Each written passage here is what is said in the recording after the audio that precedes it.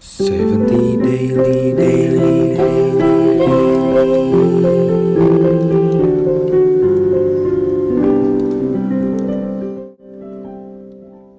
Halo teman-teman pendengar setia Radio Podcast Bulungan, Sobat Barda dimanapun kalian berada. I hope everyone is in a good condition ya. Balik lagi sama aku Ayesha dan di episode Barda Extra Pod kali ini memperingati Hari Kesehatan Mental Sedunia 10 Oktober 2022. Episode kali ini bisa dibilang adalah episode yang spesial karena aku ditemenin sama seorang narasumber. Beliau merupakan psikolog hebat dan it was such an honor bagi Barda untuk mengundang beliau di kesempatan kali ini. Langsung saja kita sapa Ibu Adriatik Ivanti MPSI atau bisa kita panggil Tante Vivi. Halo Tante. Halo Ayesha. Pagi, apa kabar? Pagi. Kabarnya? Alhamdulillah sehat. Ayesha gimana kabarnya? Alhamdulillah sehat juga. Oke, sebelumnya terima kasih banyak Tante udah mau menyempatkan untuk ngobrol-ngobrol sama aku di sini. Ya. Seperti yang aku bilang tadi, hari ini adalah Hari Kesehatan Mental Sedunia. Betul. Dan topik yang akan Barda angkat adalah A True Identity Comes from a Good Mentality. Okay. Jadi secara singkat, yang akan kita bahas selama beberapa menit ke depan adalah keterkaitan antara pencarian jati diri dengan kesehatan mental seorang remaja. Oke. Biar gak lama-lama, biar Sobat Barda juga gak penasaran, langsung saja ya, aku mau nanya, menurut Tante sebagai seorang psikolog, kesehatan mental itu apa sih? Jadi gini, kalau kesehatan mental itu adalah kemampuan kita untuk mencari atau mencapai keseimbangan dalam setiap aspek kehidupan, Ayesha.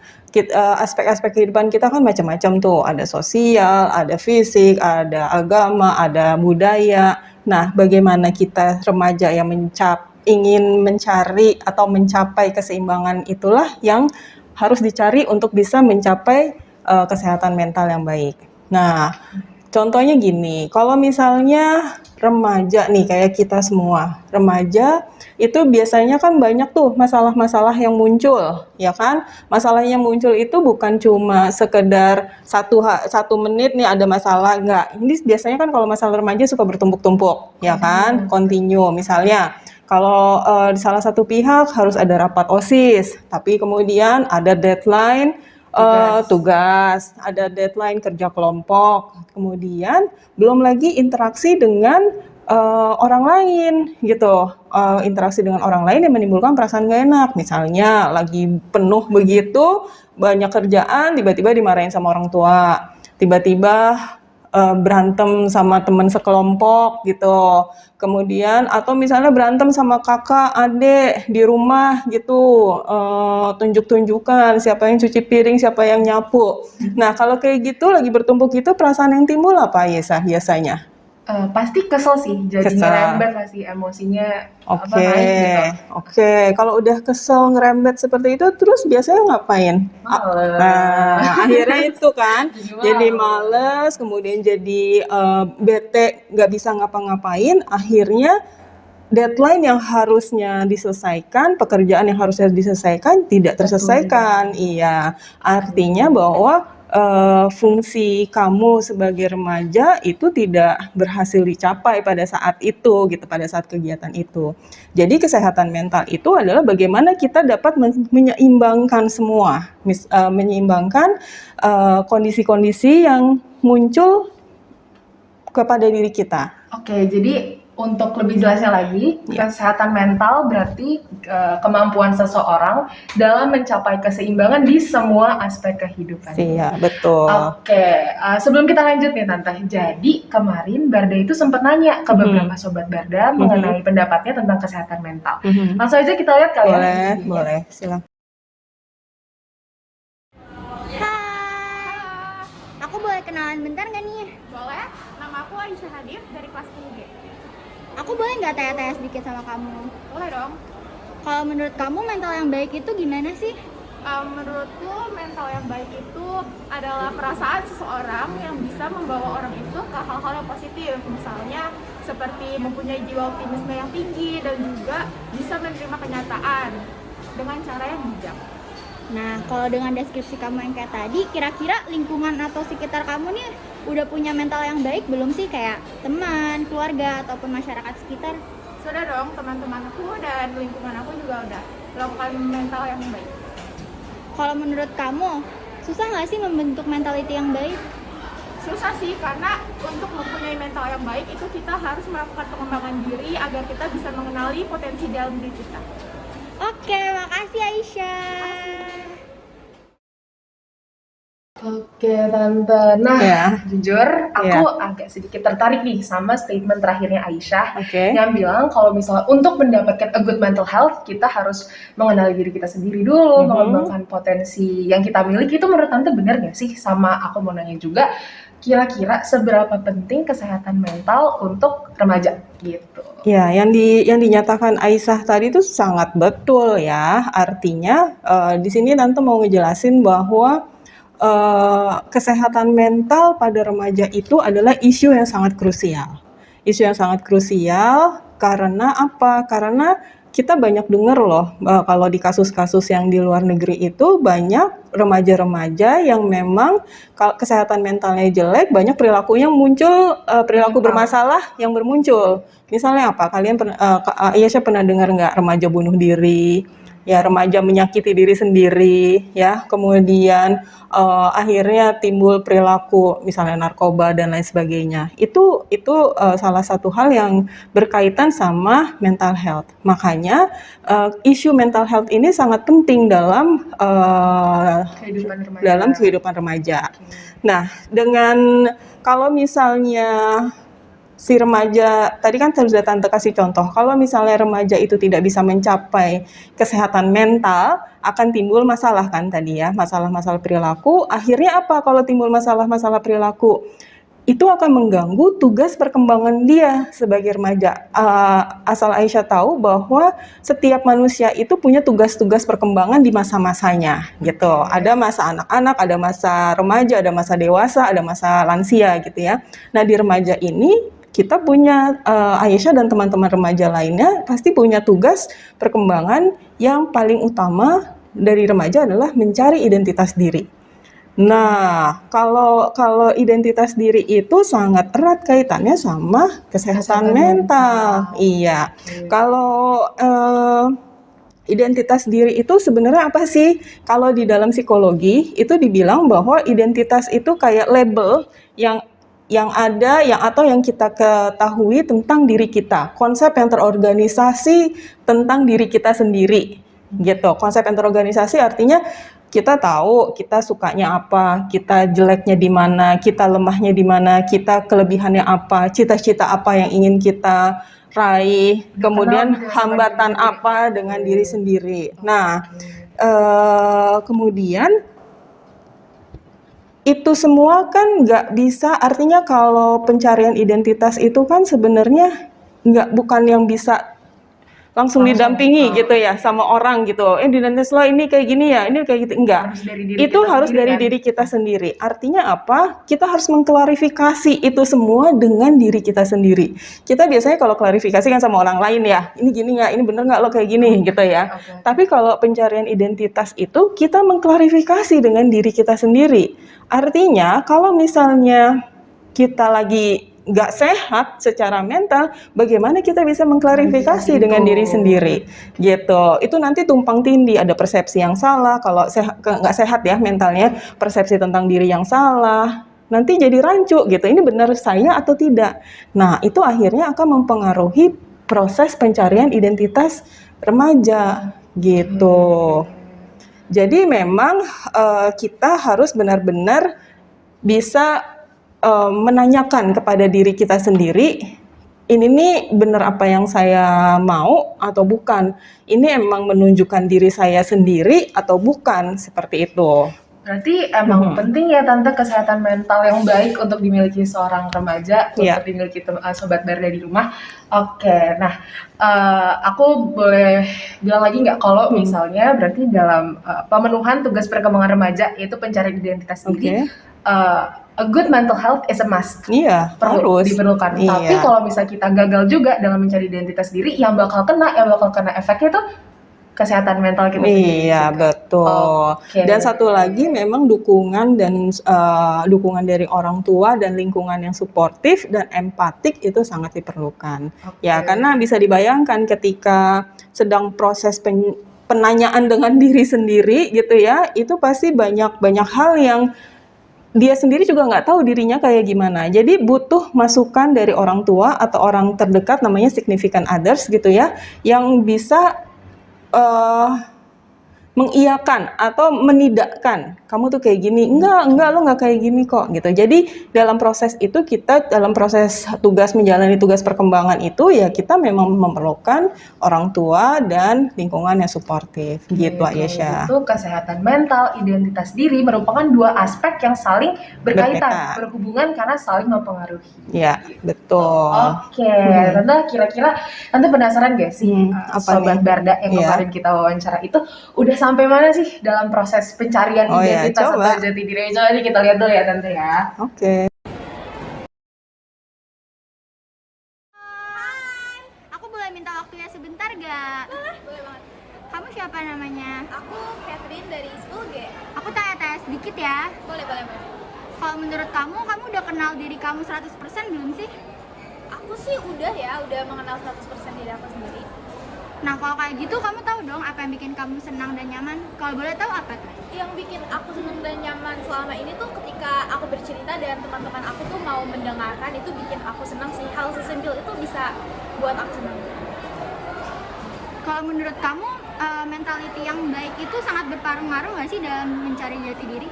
Kalau menurut aku sih sangat-sangat berpengaruh ya. Jadi kalau kita dalam kondisi mental yang tidak stabil tuh pasti kita bakal susah buat cari jati diri kita. Itu sih dari aku. Oke, makasih. Ada satu lagi nih Tante. Boleh? Hai semuanya, halo. Boleh perkenalan dulu nggak nih? Oke, perkenalkan nama saya seperti di sini Nicole Pardosi dan saya dari kelas 10 deh. Oke, aku boleh nggak nanya-nanya dikit sama kamu? Boleh dong, silakan. Oke, kamu udah tahu nggak sih kamu nih mau jadi apa nantinya kira-kira? Untuk saat ini sudah tahu, tapi pernah sih ada di satu titik dimana nggak tahu nih mau jadi apa, tapi oleh karena bimbingan guru BK, asik Bu Atun, akhirnya sudah mengetahui bagusnya anaknya kemana nih. Oh, berarti kamu udah tahu ya kamu jadi apa? Kurang lebihnya. Nah, kalau kamu pernah nggak sih kayak, aduh ngerasa kayak sulit banget nih, kayak kamu nggak berkembang atau ngerasa kamu kok kayaknya nggak berkembang gitu?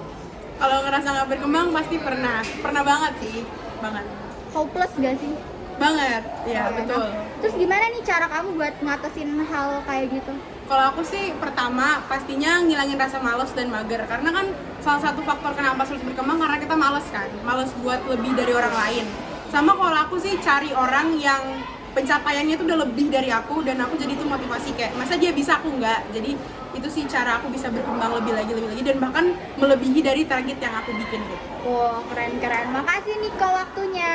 Guys, dadah. Keren ya anak. Aku itu kalau jujur aku ngerasanya sih aku masih dalam pencarian lah jati diri, masih dalam pengenalan diri sendiri. Nah, aku tuh jadi mikir Tante, kira-kira apa sih faktor yang menghambat gitu aku bisa cepet-cepet nemuin jati diriku sendiri. Tadi kan sudah kita jelasin ya, kalau identitas diri itu tidak tercapai, yang artinya kesehatan mentalnya juga terganggu, itu nanti akan muncul tadi berbagai masalah gitu ya pada remaja. Tadi seperti Tante bilang, menyakiti diri sendiri, keinginan bunuh diri, kemudian perilaku yang tidak baik, muncul yang tidak baik. Nah, dengan munculnya perilaku-perilaku negatif itu tentunya akan mempengaruhi kesehatannya mereka ya, kesehatan mental mereka. Nah, misalnya gini, misalnya di masalah emosi dan perasaan gitu ya. Ternyata ada seorang remaja yang sebenarnya dia itu nggak percaya diri dan harga dirinya kurang gitu ya. Tapi kemudian kalau dalam psikologi itu ada yang namanya defense mechanism. Jadi perasaan yang negatif itu kemudian dia netralkan. Rencananya dia netralkan biar dia merasa baik-baik saja. Padahal sebenarnya dia nggak baik-baik saja. Tampilan perilaku-perilaku yang muncul pada remaja-remaja yang sebenarnya nggak percaya diri, misalnya malah kelihatan over pede malah sebenarnya gitu. Malah over pede, kemudian malah bergaulnya sembarangan kemana-mana gitu. Itu sebenarnya menunjukkan bahwa ada loh gitu yang tidak percaya diri tapi menampilkannya tuh seperti itu, menampilkan percaya diri. Coba Aisyah bayangkan, kalau seperti itu ketutup nggak diri aslinya? Iya, jadi Iya kan? validating dirinya sendiri. Iya, ketutup dirinya. Artinya kalau ketutup seperti itu, bisa nggak dia melihat saya nih kayak gini nih? Nggak bisa. Nggak bisa. Iya, jadi apa? Itu yang menghambat pencarian identitas dirinya. Nah, oleh sebab itu, kalian harus, kalau si remaja-remaja ini harus sering-sering mengklarifikasi gitu dengan dirinya sendiri. Artinya apa sih kalau mengklarifikasi dirinya sendiri? Kita perlu untuk berdiam sejenak dengan diri kita sendiri. Artinya di kamar bukannya cuma main HP aja gitu ya, bukan cuma ngerjain tugas aja. Ada saat-saat yang kita harus berdiam diri, bertanya dengan diri kita sendiri, emang gue kayak gini ya? Emang gue temenan sama dia itu emang karena gue suka, cocok, atau emang karena dia misalnya anaknya A, B, C, atau dia anaknya asik, dia anak geng atau gimana-gimana, gue temenan sama dia tulus atau enggak sih? Itu kita harus punya waktu luang untuk diri kita sendiri untuk mengklarifikasi. Bener nggak yang saya lakukan ini nih sesuai dengan diri saya? Itu nanti pertanyaan-pertanyaan akan berkembang gitu. Artinya bukan cuma dalam segi pertemanan, tapi nanti di segi orang tua, di segi cita-cita, di prestasi. Ini bener nggak ya yang mau diikutin lomba ini nih gara-gara emang itu kemampuan saya, atau karena pengen ikut-ikutan gitu. Itu harus sering dievaluasi ya. Kalau tante bilangnya itu dievaluasi sambil diklarifikasi. Kalau emang ternyata sudah benar gitu ya berarti itu sudah bisa Aisyah dan teman-teman tuh ambil sebagai misalnya nomor 1 identitas diri saya. Saya adalah orang yang senang makan misalnya. Oh iya benar, gue senang makan gitu ya. Tapi bisa nggak kalau makanan ini misalnya nanti dipelajarin secara serius gitu. Bener nggak ya kalau kayak gini gue bisa ngambil kuliah yang jurusannya kuliner, yang seperti itu. Jadi itu saling kita lebih sering berinteraksi dengan diri kita sendiri gitu. Jangan cuman kesana, tapi kita melupakan diri kita sendiri. Itu yang nggak boleh sebenarnya dalam proses pencarian jati diri remaja. Nah, dengan kita sudah tahu misalnya kita sukanya apa, kita nggak sukanya apa, kita maunya apa gitu ya. Misalnya emang kita nggak suka modelnya, kita nggak suka asap rokok gitu ya, kita nggak suka udah tahu nih proses penyelesaian masalah, gue nggak sukanya ribet-ribet, gue sukanya langsung simpel, langsung menyelesaikan secara logis gitu ya. Itu kalau misalnya kita sudah tahu identitas kita kayak gimana, kelemahan dan kekurangan diri kita kayak gimana, kita itu bisa menepis gangguan-gangguan dari luar yang namanya remaja sering banyak permintaan-permintaan yang memang juga itu akan merugikan dirinya, ya kan? Misalnya lu nggak coba rokok, ya kan? Kita udah tahu kita nggak suka asap rokok. Terus kita akan bisa menepis itu orang, kita mempertahankan diri kita sendiri. Memang gue nggak suka rokok gitu ya. Ngapain lo ngajak-ngajak gue? Orang gue gak suka rokok, seperti itu. Udah sana, gitu. Jadi kita bisa menepis ajakan-ajakan yang mungkin mempengaruhi nanti kehidupan kita. Begitu juga, misalnya banyak sih yang anak-anak misalnya pengen diterima sama suatu geng yang dia bilang keren gitu. Dia harus sering mikir. Kualitas pertemanan. Iya, dia tuh harus mikir di dalam kamarnya atau di dalam kesendiriannya. Ini bener gak gue seneng sama dia? Misalnya geng motor nih, misalnya anak cowok-cowok. Gue masuk geng itu karena gue emang suka, gue pengen tahu menambah pengetahuan gue tentang motor, atau gue cuma pengen nongkrong-nongkrong aja gitu, pengen dilihat keren bahwa masuk dalam geng itu. Jadi kalau kita sudah tahu apa yang kita mau dan apa kelebihan kekurangan kita dan lain sebagainya, kita bisa tadi menepis dan akhirnya benar-benar tahu identitas diri kita tuh apa. Kita dapat gambaran secara kompak gitu ya, diri kita tuh kayak gimana. Jadi kalau orang nanya, lo tuh orangnya kayak gimana sih? Akan dengan jelas, ya. Tak, 1, 2, 3, 4, 5 itu akan jelas. Itu biasanya ciri-ciri remaja-remaja yang sudah menemukan identitas dirinya. Nah, biasanya kalau tante bisa titip pesan, anak-anak yang sudah mencapai identitas dirinya, itu gangguan dari luar itu sangat minim. Dia bisa akan menepis sendiri. Gitu. Dia akan bisa menepis sendiri karena dia memang tahu dia nggak suka yang seperti itu dan gue nggak mau. Gitu, dengan percaya diri seperti itu. Coba Aisyah bayangin kalau misalnya tidak si anak ini tidak tahu gitu ya, anak ini tidak tahu dirinya kayak gimana, ajakan-ajakan yang Gampang terpengaruh iya, gitu ya. ajakan-ajakan yang mungkin jelek gitu ya, itu bisa mempengaruhi dia, gampang terpengaruh. Tadi Aisyah benar, gampang terpengaruh, akhirnya ikut-ikutan A, B, C, akhirnya apa? Identitas dia kelihatan nggak? Enggak dong. Enggak. Akhirnya biasanya kita orang awam misalnya lihatnya sebagai anak alay, ya kan? Anak alay, anak yang yang labil gitu. Nah itu kan nggak bagus, gitu Ayesa. Jadi seperti itulah kira-kira. Oke, tadi Ayesa sempat nanya ya, gimana sih tips and tricksnya untuk mencapai identitas atau mencari identitas diri remaja? Tapi sebelum Tante menjawab pertanyaan Ayesa, Tante mau tanya dulu sama Ayesa. Bertanya apa Tante? Ayesa yang ciptain Aisyah siapa? Allah. Nah, oke. Artinya di situ apa? Berarti Allah yang paling tahu ya, Ayesa kayak gimana orangnya, Ayesa kayak apa kelebihan dan kelemahannya, apa kekurangan dan lain sebagainya. Jadi sebagai remaja kita perlu membangun suatu kehidupan spiritual dengan Tuhan kita, gitu. Artinya apa? Karena Tuhanlah yang menciptakan kita perlu bertanya kepada Tuhan, emang saya nih kayak gimana? Tolong berikan petunjuk bahwa kalau saya nih orangnya kayak gimana, tolong berikan petunjuk karena dialah yang paling tahu segalanya tentang kita. Jadi dalam pencarian identitas jangan lupa minta tolong dan berdoa kepada Allah.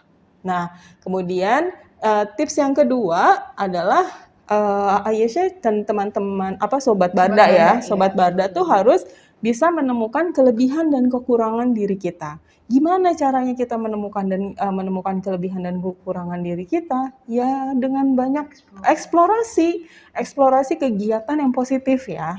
Yang artinya yang positif itu sebelum kita melakukan kegiatan kita harus diam dulu sejenak, nggak cuman ayo gitu, enggak. Ini bagus apa enggak? Ini positif atau enggak untuk kehidupan saya? Ini bermanfaat enggak untuk kehidupan saya? Itu yang harus dipastikan dulu. Kalau sudah ikut kegiatan tersebut, oke, saya join gitu ya dengan kegiatan itu. Setelahnya, itu juga harus kita evaluasi. Kita ikut kegiatan itu beneran karena kita mau, kita suka, atau sambil nilai, oh ya ini emang gue nggak suka yang ini gitu. Iya, ya udah, nggak cocok nih sama pribadian atau kemampuan gue nggak cocok nih gitu. Jadi kita akhirnya tahu, oh gue yang kalau bagian yang sport gue nggak suka gitu. Kegiatan-kegiatan yang mau sportnya sport beneran atau e-sport gitu ya, gue nggak suka gitu. Jadi kalau ada ajakan-ajakan misalnya nongkrong atau lomba yang gitu, kita dengan mudah bilang enggak gue nggak ikut, itu nggak cocok sama diri gue gitu. Kemudian dengan eksplorasi, abis itu kita punya jurnal sih sebenarnya, udah tahu kita sukanya gimana, ini gimana, ditulis kelebihan kita apa, kekurangannya kita apa. Jadi kita punya jurnal gitu. Nanti kalau semakin berjalan usia, kan semakin banyak kegiatan, semakin banyak pengalaman, itu listnya itu akan bertambah. Nah, itulah yang akan menjadi identitas diri Aisyah dan Sobat Barda lainnya. Kemudian tips yang ketiga adalah kalian harus jalin komunikasi yang empatik dan suportif dengan orang tua. Tante paham, nggak semua remaja punya orang tua yang suportif dan empatik. Pasti itu banyak orang tua yang banyaklah dari kasus-kasus gitu ya, kalau orang tua tuh banyak memaksakan kehendak pada anaknya. Tapi di lain pihak juga ya sebenarnya suka kadang ngeselin ya anak remajanya sendiri gitu loh. Kalau ditanyain juga rese gitu. Jadi tidak terjalin komunikasi. Jadi emang harus dua-duanya nih dari orang tua dan remaja harus saling menyadari bahwa remaja itu lagi berubah dari anak-anak ke orang dewasa. Pasti banyak hambatannya. Dan orang tua, dari segi orang tua juga harus berusaha memahami gitu loh. Dari segi remaja juga harus memahami orang tua. Orang tua itu selalu berpikiran bahwa walaupun anaknya sudah besar, itu tetap adalah putra atau putri kecilnya. Gitu. Ya jadi masih kayak zaman dia ngasuhnya tuh masih kayak zaman anak-anaknya kecil gitu. Jadi sering langsung kasih instruksi. Nggak boleh begini, nggak boleh begitu. Padahal ketika remaja, kita suka sebel digituin karena kan kita lagi berubah dari anak-anak ke orang dewasa. Iya, kalau orang dewasa kan nggak suka diinstruksiin seperti itu, diperintah seperti itu karena dia sudah logikanya sudah berkembang, pikirannya sudah berkembang. Jadi harus dua-duanya harus saling mengerti gitu. Jadi nanti Aisyah dan Sobat Barda bisa langsung bilang, Bunda, aku kan udah gede, aku jangan disuruh-suruh kayak gitu, aku nggak seneng dengernya gitu. Nah, si ibunya atau si bapaknya juga harus, oh iya, harus berubah nih pola asuhnya karena dia sudah mulai dewasa. Jadi itu yang harus dibangun sama orang rumah. Nah, kemudian yang keempat harus menemukan lingkungan pertemanan dan sosial yang positif. Balik lagi kayak yang tadi. Iya, karena nggak jauh-jauh remaja itu tadi kan tugas utamanya mencari identitas diri. Tapi yang significant others gitu ya bagi remaja itu adalah teman sebaya. Significant others itu apa sih? Orang yang sangat berpengaruh. Kalau dulu kalau anak-anak yang sangat berpengaruh, dia tuh melihat bahwa orang tuanya adalah orang yang sangat berpengaruh dalam kehidupannya dia. Jadi apa-apa nanya sama orang tua, ya kan? Sampai SD lah kelas 5 gitu. Tapi seiring dengan waktu, remaja itu yang ditanyain tuh bukan orang tua. Biasanya lah teman sebaya. Jadi bisa dibayangin kalau kita ketemu sama temen atau lingkungan yang buruk. Pasti bakal kebawa ya Tante. Iya, saran-sarannya juga saran-saran yang jelek. Iya. Aduh, gue stres nih. Yaudah yuk, minum. Ya kan? Aduh, gue nggak punya duit nih. Ayo kita judi deh. Kan yang gitu, kan banyak kan kalau ya remaja-remaja itu udah kenal yang kayak gitu Aisyah. Jadi bayangin kalau nggak dapat teman-teman yang lingkungan yang positif. Saran-sarannya akan seperti itu akan membentuk loh identitas kita tuh nantinya. Jadi perlu tuh teman-teman yang positif, artinya teman-teman yang punya kegiatan positif, teman-teman yang semangat dalam belajar, semangat menggapai cita-cita, itu kita harus temukan tuh, gitu. Jadi explore kegiatan-kegiatan yang positif, dan di situ kita akan ketemu komunitas-komunitas kita. Nah, kemudian yang terakhir nih, tadi sudah disinggung sih sebenarnya, memang kita harus eksplorasi setiap kegiatan yang positif. Karena kita kalau remaja itu pengalamannya masih minim, boleh tanya sama guru, boleh tanya sama orang tua, boleh tanya sama teman gitu ya. Kalau kegiatan ini bagus atau enggak sih? Dia tuh ngapain sih? Ya udah bisa dicoba aja ikut gitu, coba ikut, abis itu benar dilihat, oh ini memang gue suka kok kayak gini, ya udah itu bagus berarti. Tapi kalau misalnya mau coba hal yang lain ya boleh aja, silakan asal masih dalam koridor positif gitu. Kalau yang bukan seperti kebiasaan kita gitu, ya boleh silakan dicoba, abis itu dinilai apakah ini cocok atau tidak dengan kepribadian kita. Jadi itu ada 5 tips and tricks ya Yesa untuk Jadi bisa dari spiritualnya dulu. Iya, membangun spiritual sama Tuhan. Terus habis itu mengenali diri kita sendiri dengan mengetahui kelebihan dan kekurangan. Oke. Terus menjalin komunikasi yang Iya. baik dengan orang tua, dengan teman-teman juga. Iya. Terus habis itu mencari lingkungan sosial yang positif. Betul. Dan yang terakhir eksplorasi. Iya, eksplorasi Gitu. kegiatan. Nah, itu dia tips and triknya. Semoga kita semua bisa nerapin dan bisa jadi pribadi yang baik lagi biar gak terombang-ambing dalam menentukan jati diri aku dan Sobat Barda semua. Gitu. Ya, oke. Akhirnya kita udah sampai di penghujung podcast Barda kali ini. Terima kasih banyak Tante Vivi atas semua insights-nya, ilmunya. Semoga juga bisa diterapin, bisa diterima dengan baik oleh Sobat Barda semua. Terima kasih kembali Aisyah, semoga bermanfaat. Terima kasih juga untuk Sobat Barda yang sudah mendengarkan sampai akhir. Akhir kata aku meminta maaf kalau misalnya selama podcast tadi aku ada salah kata. Aku Aisyah pamit undur diri. Sampai jumpa lagi.